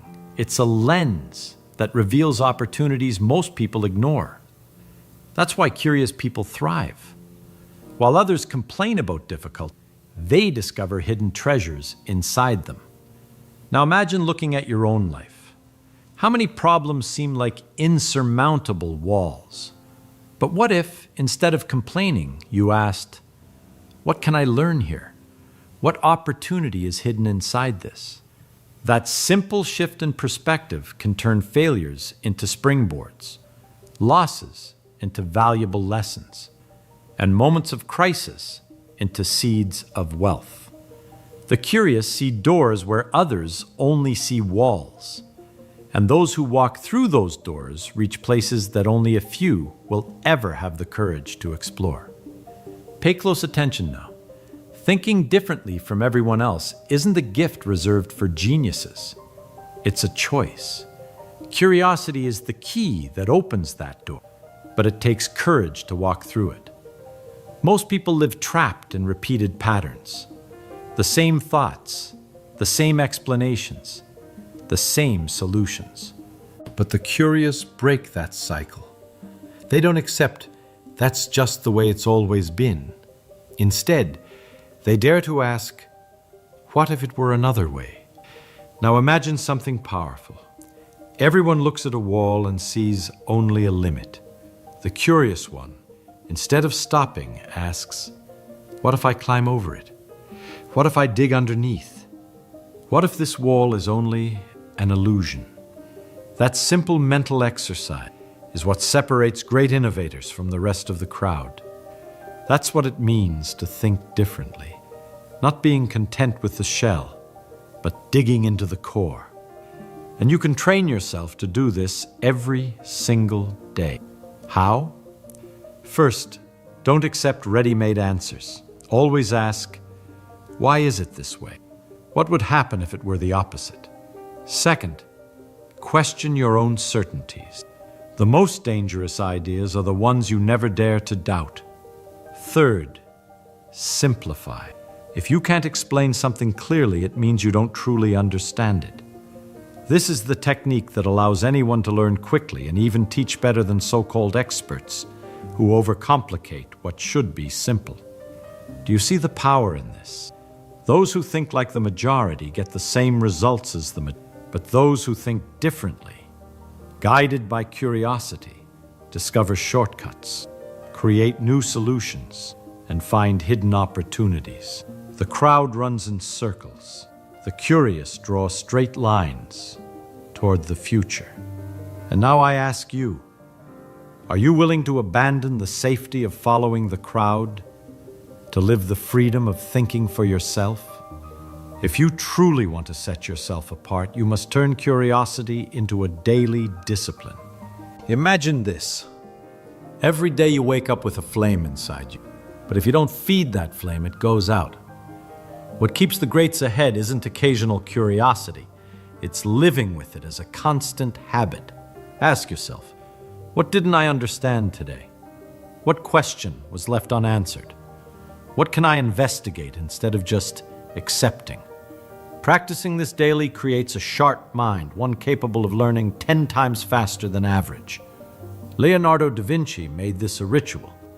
He wrote down questions, examined the simplest things, and broke down ideas until he truly understood them. You can do the same. Always carry a question notebook. Don't be afraid to write down doubts that seem silly. At the end of the day, choose one and go after the answer. This discipline creates a spiral of growth that never stops. Think about it. If every day you answered just one new question, in a year you'd have more than 300 answers most people never sought. And those answers become fuel for opportunities, better decisions, and bigger achievements. Curiosity is like a muscle. The more you train it, the stronger it gets. Turned out into routine, investigation into habit, questioning into a way of life. And remember, it's not about chasing perfect answers. It's about refusing to settle for the obvious. Those who cultivate curiosity every single day build a mind that cannot be stopped. Imagine with me something that could change the way you live forever. Every innovation, every breakthrough, every achievement that transformed the world began with a curious mind that refused to accept reality as it was. Pay close attention now. The curious don't wait for the future to arrive. They build it. It was curiosity that led explorers to cross unknown oceans, scientists to question dogmas, and entrepreneurs to reinvent markets. And it's curiosity that can lead you to create the future of your own life. While most people are content to repeat, the curious dare to imagine. While others wait, the curious take action. While others say it can't be done, the curious ask, how can it be done? That's the difference between those who merely survive and those who thrive. The curious not only learn more, they live more, because every day becomes a laboratory, every conversation an opportunity, every challenge an invitation to grow. Do you understand the power of this? If you choose to live with curiosity every single day, you will build a mind that cannot be imprisoned by routine, that is unshakable in the face of problems, and limitless when it comes to opportunities. Fortune doesn't belong to those who claim to know it all, but to those who never stop asking questions. Abundance doesn't come to those who fake certainty, but to those who are constantly in search of answers. So I want you to declare it right now, with courage. Leave a comment below. I will never stop asking why. Because that simple choice, repeated over and over, is the seed of an extraordinary life. Don't forget to like this video to support our work, and subscribe to the channel for more content like this. Remember, curiosity. Space might be finite, a measurable volume, but it has no edge, no end in the way you're imagining it. Imagine a bug, a tiny flat bug living on the surface of a ball. This bug can only perceive 2 dimensions. It can move forward, backward, left, right, but it has no concept of up or down. For this bug, the surface of the ball is the entire universe. There's nothing else. Now, does this bug's universe have an edge? No. The bug can walk in any direction forever, and it will never hit a wall, never fall off, never reach a sign that says, end of space. But wait, is the bug's universe infinite? Also no. The surface of a ball has a definite size. It's measurable. It's finite. So how can something be finite but have no edge. Here's the secret. The surface curves. It wraps around. If the bug walks in a straight line long enough, it ends up exactly where it started, without ever turning around. The bug circumnavigates its entire universe just by going straight. Finite, but unbounded. Limited size, but no boundary. That's the key. Now here's where it gets interesting. The bug can actually discover that its space is curved without ever leaving it. Without ever floating up into the third dimension and looking down at the ball, the bug can figure it out from within. How? By doing geometry, by measuring things carefully. Now here's where it gets interesting. The bug can actually discover that its space is curved without ever leaving it. Without ever floating up into the third dimension and looking down at the ball. The bug can figure it out from within. How? By doing geometry, by measuring things carefully. Let me show you what I mean. On a flat surface, if you draw a triangle and measure all three angles, they always add up to exactly 180 degrees. Always. Every triangle. No exceptions. But on a curved surface like a sphere, the angles add up to more than 180 degrees. The triangle is fatter than it should be. On a flat surface, if you draw a circle and measure the circumference, it's always a little more than 6 times the radius. That's just how circles work. But on a sphere, the circumference is less than you'd expect. The surface curves, so the circle pinches. The bug can do these measurements. The bug can discover, through careful geometry, that something is wrong with its space, that the rules don't work the way they should, that space itself is curved. And here's the beautiful part. The bug does this without ever leaving its universe, without ever seeing it from the outside. The curvature is intrinsic. It's built into the fabric of space itself. Our universe might be exactly like that. We might be the bugs. Einstein told us that space is curved, not metaphorically, not as a mathematical trick, actually physically curved. The fabric of space, the void between stars, the emptiness you're sitting in right now, it bends. And what causes the bending? Mass, matter, energy. Every star curves space. Every planet curves space. Even you curve space, just a tiny bit. The more massive something is, the more it warps the space around it. So here's the picture. Our three-dimensional space might curve in a fourth dimension that we can't perceive directly, just like the bug's two-dimensional surface curves in the third dimension. We can't see the curvature by looking at it, but we can detect it. We can measure it. And if our space curves enough, if it curves all the way around, then it closes on itself, like the surface of a sphere, but in 3 dimensions. What would that mean? It would mean the universe is finite. It has a definite size, a measurable volume. But it would also mean the universe has no edge, no boundary, no wall. If you got in a spaceship and flew in a perfectly straight line, just kept going and going for billions of years, you wouldn't hit a wall. You wouldn't fall off an edge. You wouldn't reach the end. You'd end up back where you started. Here's the truth. The universe might be finite, but unbounded. Limited, but edgeless. It might have a size, but no border. And this answers the question everyone asks, the question that keeps people up at night. What's outside the universe? Nothing. Not empty space, not darkness, not some other realm. Nothing. Because outside doesn't exist. Think about it. What's outside the bug's universe? What's outside the surface of the sphere? From the bug's perspective, the question makes no sense. The surface is everything. There is no outside. For us, it might be the same. Space-time is everything. There is no outside. The question assumes something that doesn't exist. And now comes the shock. This isn't just philosophy. This isn't just speculation. We can test it. We are testing it. Remember how the bug could detect curvature by measuring triangles and circles? We can do the same thing on a cosmic scale. We can look at the largest structures in the universe. We can measure the angles of giant triangles formed by distant galaxies. We can check if the geometry works out the way it should for flat space. And what do we find? So far, the universe looks very close to flat on large scales. Very close. But very close doesn't mean exactly flat. There could be a tiny curvature that we haven't detected yet.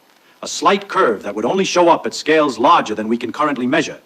If the universe is positively curved, like a sphere, then it's finite and closed. You travel far enough, you come back home. If the universe is negatively curved, like a saddle, then it's infinite and open.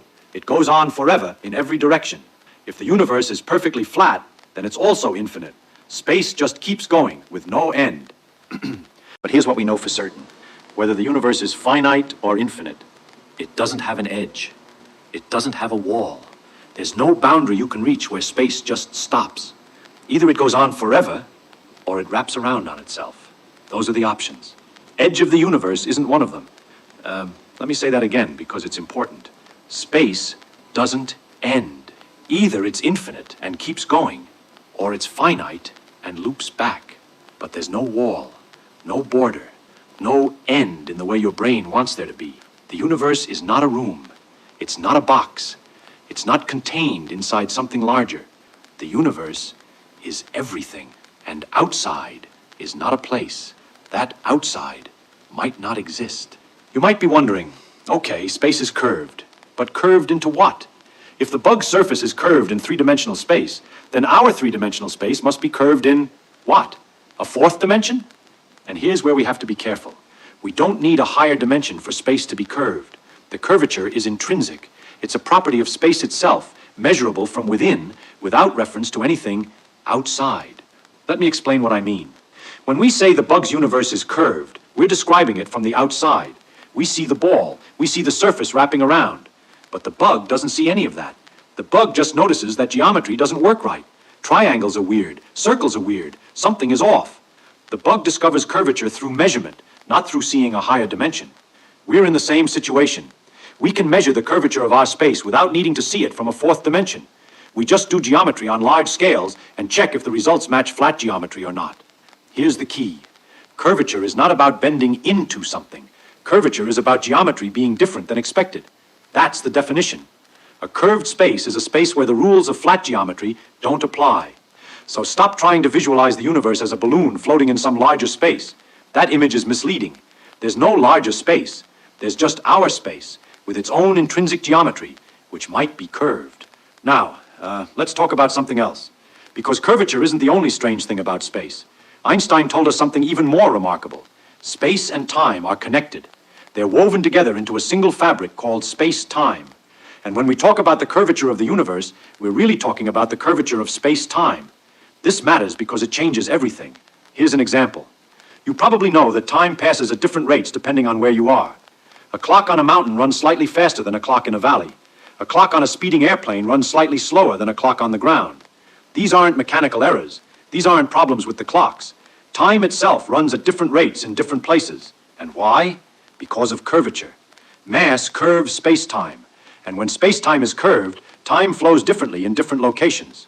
Think about what this means. Near a massive object like the Earth, space-time is curved. And that curvature affects not just space, but time. Clocks tick slower near massive objects. Time literally passes more slowly. This has been measured. This is not speculation. Scientists have taken identical atomic clocks, put one on a plane and one on the ground, flown the plane around, and compared the clocks afterward. They're different. By tiny amounts, but measurably different. The clock on the plane experienced slightly less time than the clock on the ground, because it was higher up, further from Earth's mass, in a region where space-time is less curved. But wait, there's more.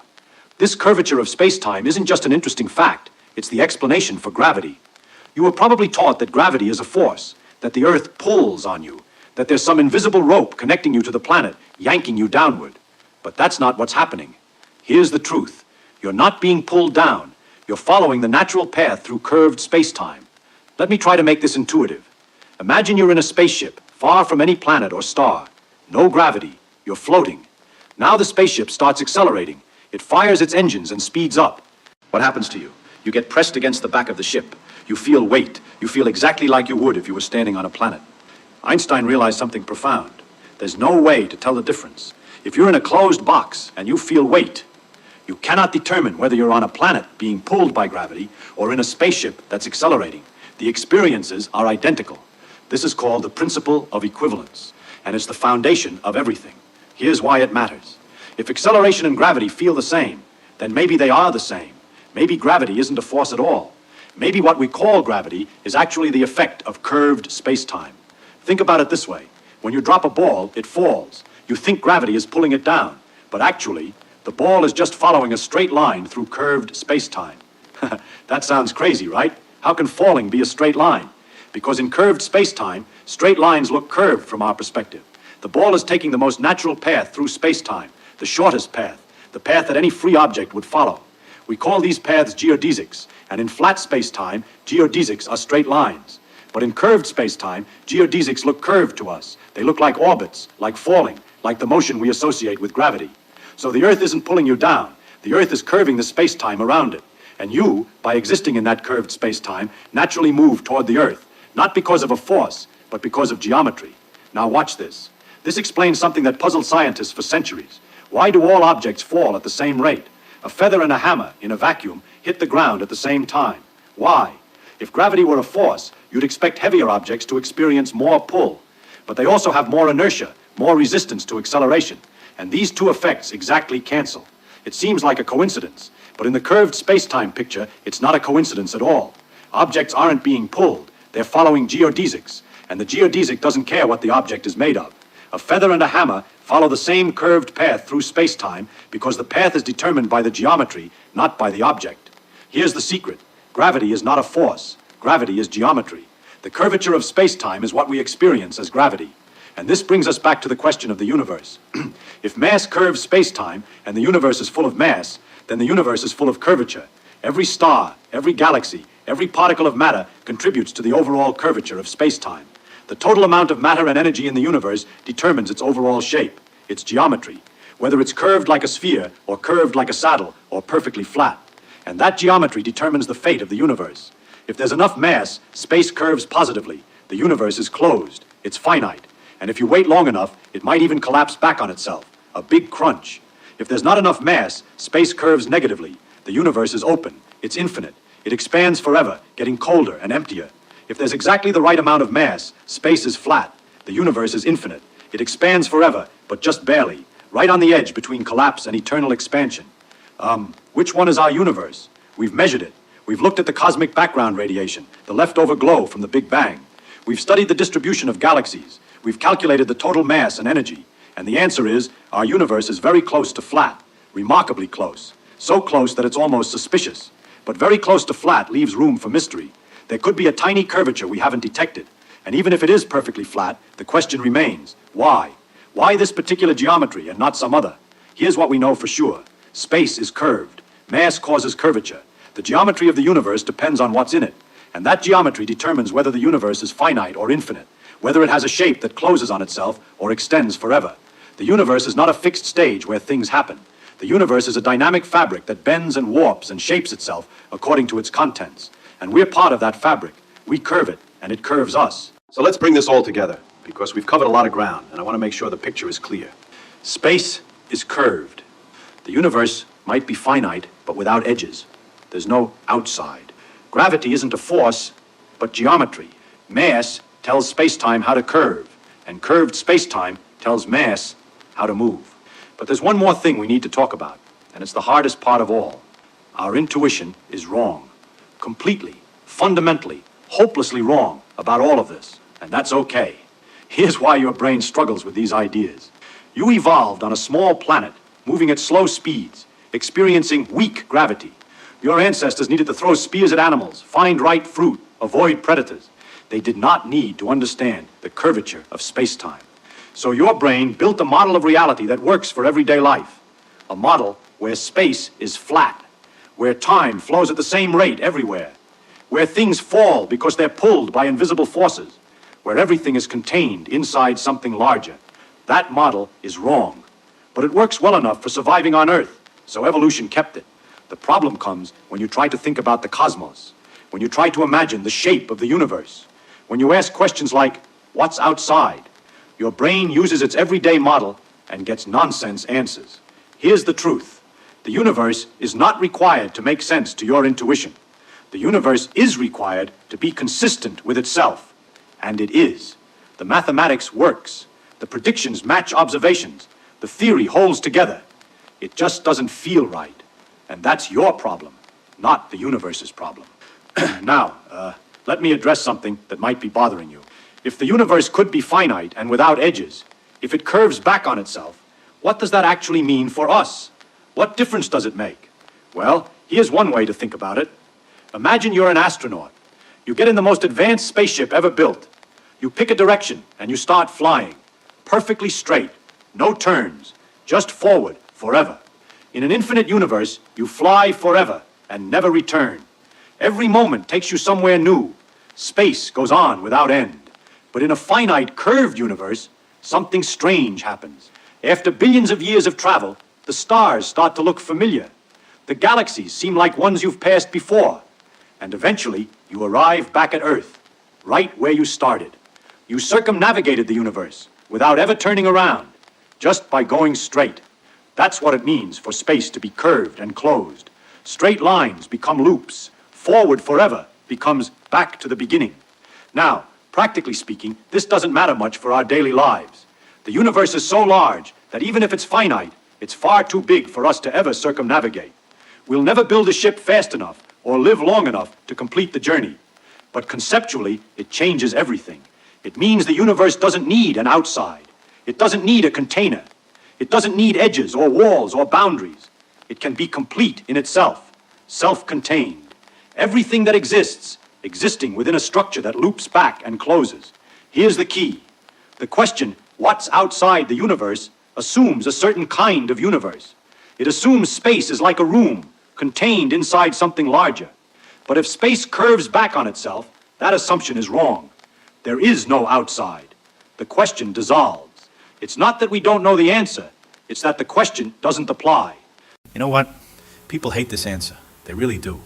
They want there to be an outside. They want there to be something more, something beyond. Their brains crave it. But the universe doesn't owe us satisfaction. The universe is what it is. And part of understanding physics is accepting that some questions are based on false premises. What's outside the universe might be one of those questions. Not a mystery we haven't solved yet, but a question that was never valid to begin with. Now watch this. There's something beautiful about this picture. Something I don't want you to miss. We are tiny, unimaginably small compared to the cosmos.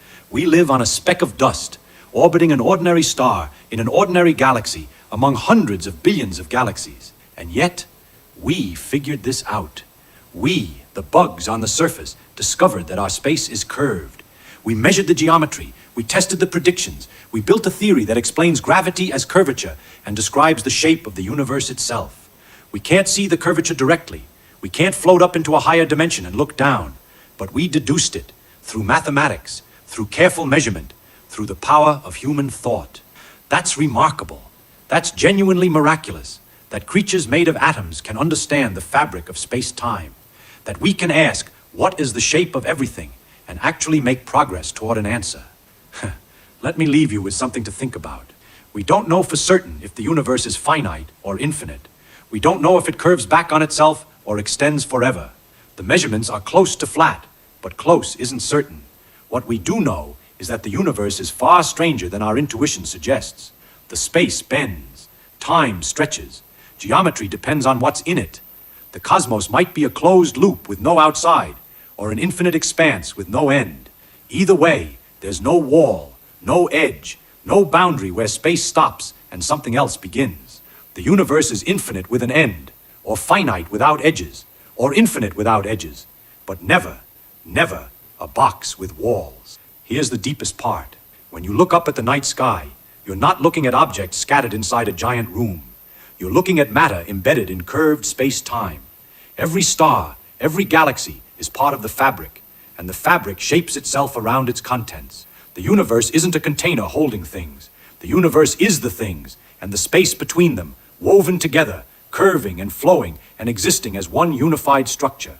There is no outside, because there is nothing but the universe. It is complete. It is whole. It is everything. I know this is hard to accept. I know your brain wants more, wants an answer that fits into familiar categories, wants to know what's beyond. But sometimes the deepest understanding comes from accepting that certain questions don't have the kind of answers we expect, that reality is structured differently than we imagined, that the universe is under no obligation to make intuitive sense. So, what's outside the universe? Nothing. Not empty space. Not darkness. Not another universe. Nothing. Because outside is not a concept that applies. The universe might be finite. It might be infinite. But either way, it's everything. And everything doesn't have an outside. That's not a failure of knowledge. That's a feature of reality. That's how the cosmos actually is. And we figured that out. Tiny creatures on a tiny planet, looking up at the stars, doing geometry, testing predictions, pushing the boundaries of understanding. We can't see the curvature, but we know it's there. We can't visit the edge, but we know there isn't one. That's the power of physics. Not just collecting facts, but understanding the structure of reality itself. Understanding what questions make sense and what questions don't. Understanding that the universe is stranger and more beautiful than we ever imagined.